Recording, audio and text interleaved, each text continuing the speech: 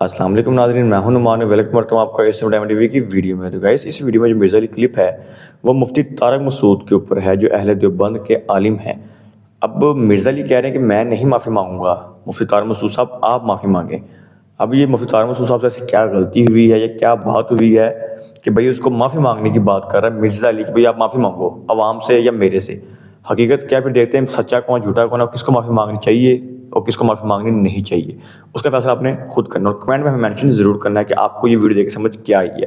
تو اگر کوئی ویڈیو پسند ہے اس کو لائک کرنا، کمنٹ کرنا، ہمارے چینل کو سبسکرائب ضرور کریں۔ چلیں ویڈیو کی طرف۔ تو آدھی ہر حدیث کو آدھی بتائی گئی ہے، تو یہ مجھے آدھی حدیثیں یاد ہیں کہ یہ ابھی تازہ نے رمضان میں ایک کلپ میرے خلاف نکالا کہ انجینئر صاحب رجوع کریں کہ انجینئر صاحب نے اعتکاف کا ایک مسئلہ بیان کیا ہے اور وہ کہتے ہیں پتہ نہیں بخاری سے یا مسلم سے کوئی حدیث بیان کی، یعنی اس کو یہ توفیق نہیں ہے خود پڑھ لے کہ یار وہ لکھا کیا ہوا ہے۔ وہ اس کا بیان کرنے کا انداز بتا رہا ہے کہ بغیر پڑھے اس نے کلپ سن کے کلپ بازی کرنی شروع کر دی ہے۔ تو وہ کہتے ہیں کہ وہ نبی الاسلام اپنی بیوی سیدہ صفیہ کو چھوڑنے کے لیے گھر تک آئے تھے، تو انجینئر صاحب نے کہا کہ اگر رات ہو اور پر امن نہ ہو جگہ تو کوئی خامند اپنی بیوی کو گھر چھوڑنے آ سکتا ہے اگر اس کی بیوی اسے اعتکاف میں ملنے کے لیے آئے۔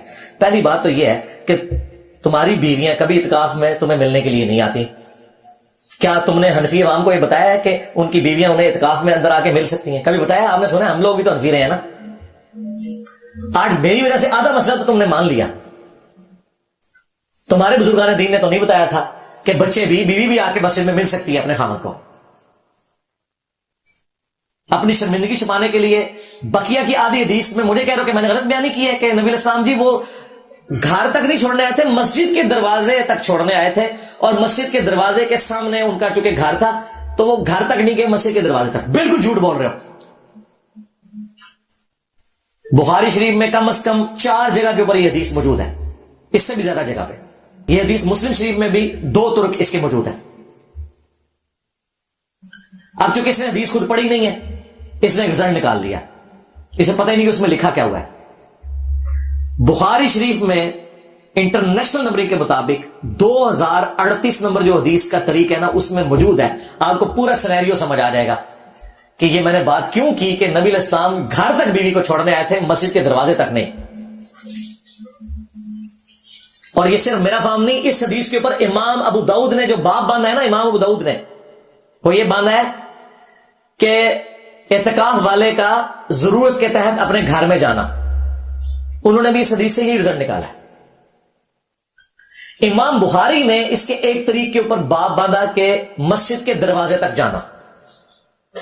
وہ جو طریق تھا نا وہ 2035 تھا، جو 2038 ہے نا اس سے 3 حدیثیں بعد اس میں واضح موجود ہے کہ یہ سارا سینیریو کیا ہے وہ آپ کو خود سمجھ آ جائے گا۔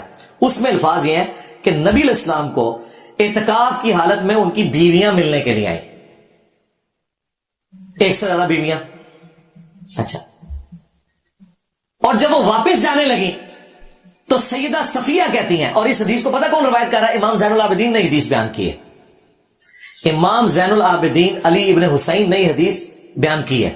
ویسے امام زین العابدین کی ملاقات سیدہ صفیہ سے ثابت نہیں ہے، بیچ میں کوئی اور بندہ ہے، کوئی سینئر صحابی ہے، یا تو ام سلمہ نے یہ حدیث بیان کی ہوگی امام زین العابدین کو یا کسی اور سینئر صحابی نے، لیکن چونکہ امام زین العابدین بیان کر رہے ہیں اس لیے امام بخاری امام مسلم نے لیا ہے کہ یہ واقعہ بالکل ہوا ہے کہ سیدہ صفیہ سلام اللہ علیہا کہتی ہیں کہ جب باقی بیویاں اٹھ کے اپنے گھروں کو جانے لگی نا تو وہ خود جا رہی تھی، کیونکہ ان کے گھر ایڈجسٹنٹ تھے مسجد نبوی شریف کے، مسجد نبوی شریف کے دروازے کے ساتھ ہی حجرے تھے سارے۔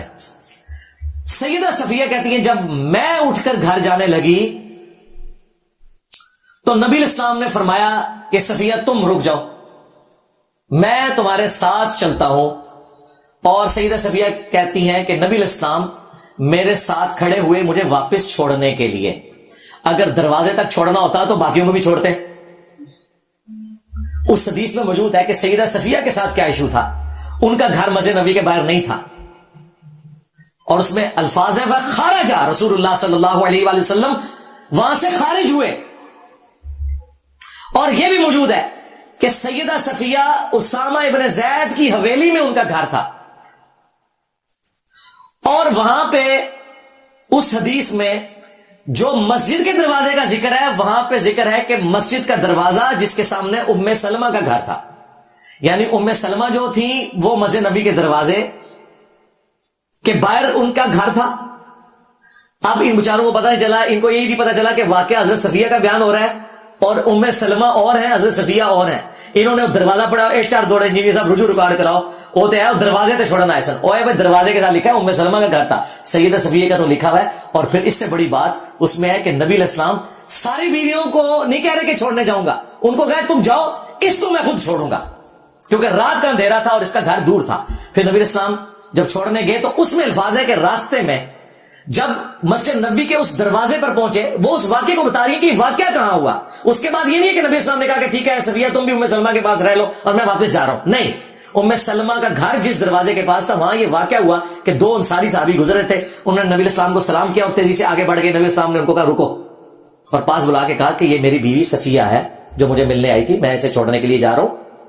ان کا یا رسول اللہ سبحان اللہ، یہ ہو سکتا ہے ہم آپ کے بارے میں بدگمانی کریں کہ آپ کسی غیر محرم عورت کے ساتھ رات کے اس اندھیرے میں، ظاہر ہے اس وقت کوئی لائٹیں نہیں ہے مسجد کے اندر، بالکل گپ اندھیرا ہے. نبی علیہ السلام نے فرمایا بے شک شیطان انسان کے جسم میں خون کی طرح دوڑتا ہے، تو مجھے خدشہ ہوا کہ کہیں تمہیں ورگلا نہ دے کہ تمہارا پیغمبر کسی نامحرم عورت کے ساتھ ہے. دیکھیں یہ لیڈرز کا کام ہے کہ وہ اپنے ماننے والوں کو کلیریفیکیشن دے. ادھر ہم مولویوں سے کلیریفیکیشن مانگتے رہتے ہیں کہ بھائی صاحب تنخواہ آپ کی 15,000 ہے، یہ آپ نے گاڑی کہاں سے نکلوا لی ہے؟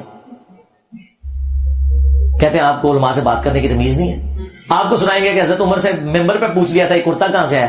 ہم کہتے ہیں ڈکلیئر تنخواہ 50,000، تم لوگ روزانہ کا 50,000 خرچہ کرتے ہو، تمہارا جو لیونگ سٹینڈرڈ ہے یہ کہاں سے پورا ہو رہا ہے؟ ظاہر چندوں میں سے ہی ہو رہا ہے بھائی، یہ تو نہیں اوپر دیکھے تو سونا نیچے دیکھے تو سونا ہو رہا ہے، یہ تو نہیں ہو رہا، ایسا تو نہیں ہوتا. ہاں تو یہ پورا سینیریو تھا. اس نے پکڑ کے کلپ بنا دیا جی انجینئر صاحب رجوع ریکارڈ کروائیں، لوگوں کے اعتکاف خراب کر رہے ہیں. اللہ کے بندو، بخاری مسلم میں حدیث موجود ہے. ام عائشہ سلام اللہ علیہا کہتی ہیں کہ نبی علیہ السلام اعتکاف میں انسانی حاجت کے پیش نظر اپنے گھر بھی آ جایا کرتے تھے. کتنے حنفی علماء ہیں جنہوں نے اپنی پبلک کو یہ بتایا ہوا ہے کہ مسجد کے گندے ٹوائلٹ سے اپنی جان چھڑانے کے لیے ایک اعتکاف کرنے والا شخص اپنے گھر میں بھی ٹوائلٹ کے لیے جا سکتا ہے، غسل کرنے کے لیے جا سکتا ہے. یہ تو کہتے ہیں اعتکاف ہی ٹوٹ جائے گا. آج میری وجہ سے انہوں نے مسئلے بدل لیے ہیں، میں خود حنفی رہا ہوں، انہوں نے کبھی یہ مسائل نہیں بتائے. تو یہ بھی انسانی حاجت تھی کہ بیوی ملنے آئی اور امن کا کوئی خطرہ ہے یا رات گپ اندھیرا ہے تو نبی الاسلام چھوڑنے آئے. اور بیویاں ایک سے زیادہ آئی تھی، چھوڑنے ایک ہو گئے. اور اس میں الفاظ ہے ان کا گھر اسامہ بن زید کی حویلی میں تھا، وہ وہاں پہ نہیں تھا، اس لیے ان کو جانا پڑا. تو یہ چونکہ اس نے بات کی تھی تو میں نے اس لیے اتنی لمبی بات کی کہ تمہارے مفتی تقی عثمانی کو بھی نہیں پتا چلا کہ مسلم شریف میں لعن اللہ وبالتراب لکھا تھا، وہ سب کا ترجمہ مفتی تمہیں بھی پڑھاتا رہا، سب کا مطلب تنقید مسلم میں واضح موجود تھا، لعن اللہ وبالتراب. وہ بیچارہ بخاری کی روایت لے کے ہی نا سائڈ پہ ہو گیا، وہی حدیث مسلم میں تھی 6229 لعن اللہ وبالتراب تھا، اور تمہارے ماموں سے متعلق 6220 وہ بھی نہیں اس نے بتائی، وہ میں نے آج بتا دیا.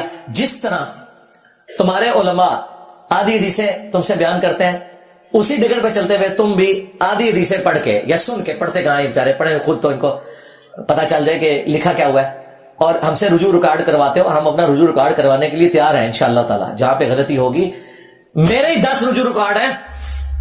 تقی عثمانی صاحب کے کون سے رجوع ریکارڈ ہے؟ ذرا ویڈیو کو دکھائے مجھے کہ میں رجوع کرتا ہوں.